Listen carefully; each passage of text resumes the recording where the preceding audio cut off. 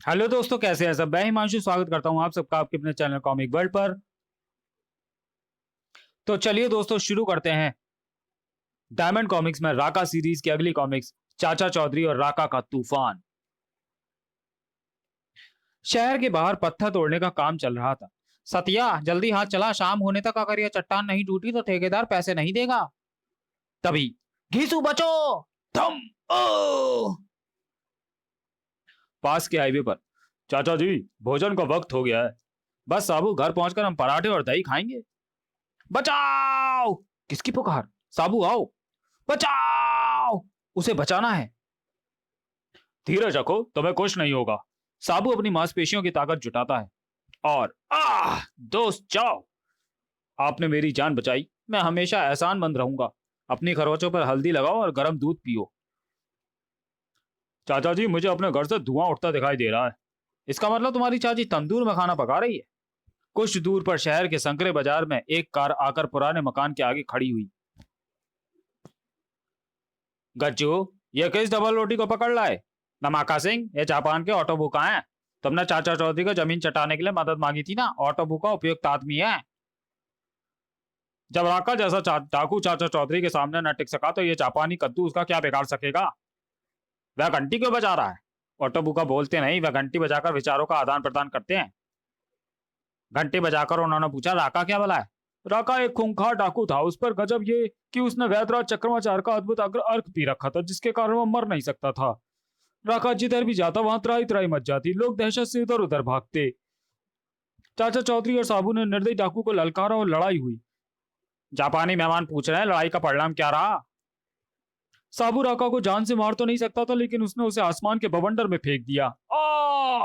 तब से राका जिंदा तो है, मगर बवंडर में बंद आसमान में घूम रहा है। वह कह रहे हैं कि यह इसलिए हुआ क्योंकि राका में चतुराई नहीं थी। ये तुम्हें दिमाग का भी महत्व है।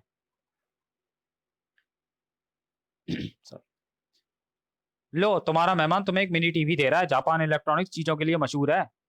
मेरा मजाक उड़ाते हो? मैंने दुश्मन के साथ लड़ना, उसको चित्राहार नहीं दिखाना। मुझे हथियार चाहिए। ऑटो बुका नाराज होकर चले गए। उसे कहो कि अपना खिलौना भी लेता जाए। धमाका सिंह, मेहमान को इस तरह बेइज्जत करना अच्छी नहीं है।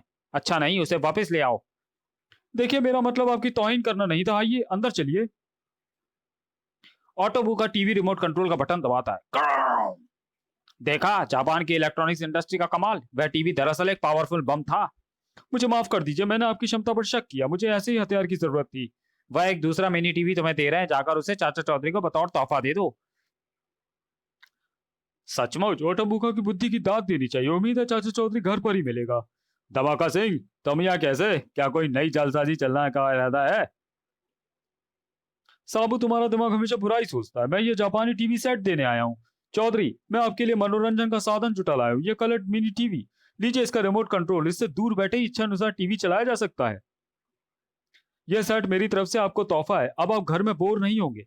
धन्यवाद धमाका सिंह, मगर मैं मुफ्त में कोई चीज नहीं लेता। ये मेरा उसूल है। इलेक्ट्रॉनिक्स के इस हीरो को ठुकराइए मत। बाहर आइए, मैं आपको बताऊं कि इस रिमोट कंट्रोल को कितनी दूर से भी ऑपरेट किया जा सकता है। चौधरी, वह टीवी एक पावरफुल बम है। अगर मैं यहाँ से बटन दबाऊं तो घर के अंदर तुम्हारी पत्नी और कुत्ता रॉकेट दोनों मर जाएंगे। मुझे तुम्हारा साथी साबू चाहिए। ना करने पर मैं तुम्हारे मकान को विस्फोट से उड़ा दूंगा। साबू का काम है अपराधों को रोकना। वह तुम्हारा साथ कैसे दे सकता है? तो फिर अपने घर को ध्वस्त होता देख लो। मैं बटन दबाता हूँ। हैं? मैंने कई बार बटन दबाया मगर विस्फोट नहीं हुआ। क्योंकि रिमोट कंट्रोल का बैटरी सेल मेरे पास है। जब तुमने अंदर मुझे रिमोट कंट्रोल दिया था तब मैंने चुपके से सेल निकाल लिया था। लो, इसे दोबारा डाल दो। चाचा चौधरी का दिमाग कंप्यूटर से तेज चलता है। मैंने सेल रिमोट कंट्रोल में फिट कर दिया है। अब इससे बम विस्फोट हो सकेगा, लेकिन करना नहीं। करूंगा। और धमाका सिंह ने जो ही बटन दबाया, मेरी कार। मैंने कहा था ना कि मुफ्त में कोई वस्तु नहीं लेता। मेरी पत्नी ने घर के पिछले दरवाजे से निकलकर चुपचाप मिनी टीवी तुम्हारे घर में, तुम्हारे कार में रख दिया था। मुझे अफसोस है कि तुम्हें पैदल ही जाना पड़ेगा। आसमान में घनघोर बादल उमड़ आए थे। तेज आंधी आई, तूफान में पेड़ उखड़ने लगे थे। जल्दी घर भागो। वीरा, आज आसमान में ऐसे भयभीत करने वाले बादल गरज रहे हैं जैसे पहले कभी नहीं। मैंने हनुमान चालीसा पढ़ना शुरू कर दिया है। अचानक बिजली कड़की और आसमान में तैरते बवंडर को चीर दिया। एक लंबे अरसे से बंद राखा बवंडर से बाहर निकल आया। ओह, कुछ राहत मिली। वरना मैं बवंडर में लट्टू की तरह घूमकर परेशान हो गया था। ओ ये क्या, भागो, मुझे भूख लगी है। यहाँ दाल और रोटियां रखी हैं, रोटियां बासी और दाल बेस्वाद। अगर मैं कई दिनों से भूखा ना होता तो इन्हें कीचड़ में फेंक देता। लगता है हमारे मकान पर वज्रपात हुआ है। चलो पास से देखें, तूफान रुक गया है।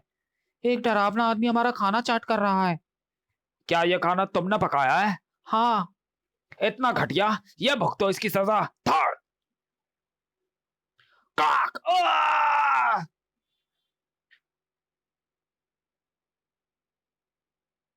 दुनिया वालों, होशियार, राका आ गया है। लाल कश्मीरी सेब, सूखी रोटी खाने से स्वाद बिगड़ गया था। इन सेबों से जायका अच्छा होगा।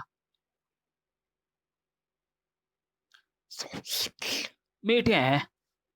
दीपा, लगता है कोई आवारा लड़का अपने ट्रक से सेब चुरा रहा है। पीरू, मैं नीचे उतरकर अभी उसका तिया पाचा कर देता हूँ। बाप रे, छोकरा कहाँ, ये तो दैत्य है। दीपा लौट कर नहीं आया, नीचे उतर कर देखूं। मेरा दीपा, तुझे किसने मारा? हाय हाय। अगर तुम्हें यह आदमी मिल जाए जिसने इसे मारा है तो तुम क्या करोगे? मैं उसका खून पी जाऊंगा। तो लो, जिसने तुम्हारे भाई को मारा था बस सामने खड़ा है, आगे बढ़ो। मेरा मतलब था स्लैश। तो फिर मुझे अपना काम करने दो। पेट भर गया। अब मुझे जिस चीज की जरूरत है वह नींद। कई सालों से मैं सोया नहीं।